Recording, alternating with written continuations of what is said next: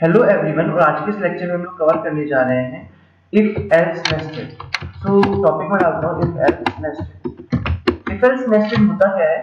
Nesting का मतलब होता है एक के अंदर दूसरी चीज का होना। सो नेस्टिंग हम कैसे कर सकते हैं? हम एक इफ एल्स के अंदर अगर हमें जरूरत हो तो हम काफी सारे इफ एल्स लगा सकते हैं, बट सबसे बड़ा चीज आता है कि हम यूज कब करते हैं इफ एल्स नेस्टेड का। तो जब हमारे पास कंडीशंस कैसी हो, मल्टीपल कंडीशंस हो। तो हमारे पास कैसी कंडीशंस है? कंडीशंस हमारे पास है मल्टीपल, और उन सबको जज करने के बाद में, उन सबको चेक करने के बाद आउटपुट आएगा हमारे पास सिंगल। तो जब हमारे पास मल्टीपल कंडीशंस हो, हमको चाहिए होगा एक आउटपुट, तब हम यूज करते हैं इफ एल्स नेस्टेड का। मैं आपको एक बार सिंटेक्स बता देता हूँ।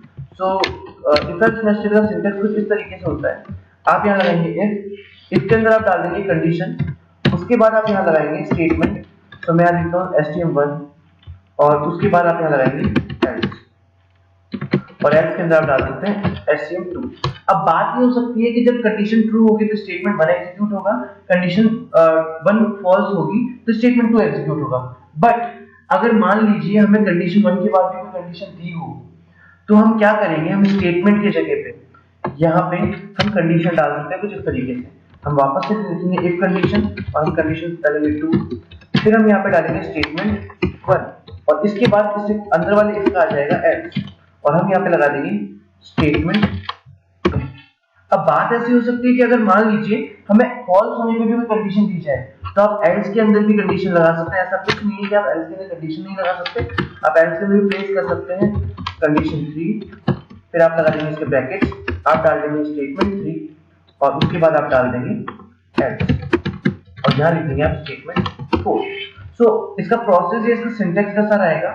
अगर हमारी कंडीशन 1 ट्रू होती है तो हम सेकंड कंडीशन को एग्जीक्यूट करेंगे। अगर सेकंड कंडीशन भी ट्रू होती है तो स्टेटमेंट 1 एग्जीक्यूट होगा। बट इन एनी केस अगर कंडीशन सेकंड फॉल्स हो जाती है तो स्टेटमेंट 2 एग्जीक्यूट होगा। बट मान लीजिए हमारी कंडीशन 1 ही फॉल्स हो गई, तो हम चले जाएंगे सीधा एल्स पे, और हम चेक करेंगे कंडीशन 3 को। कंडीशन 3 के ट्रू होने पे एग्जीक्यूट होगा स्टेटमेंट 3, और कंडीशन 3 के फॉल्स होने पे एग्जीक्यूट होगा स्टेटमेंट 4। तो ये था हमारा नेस्टेड इफ एल्स का syntax. Thank you so much for this lecture.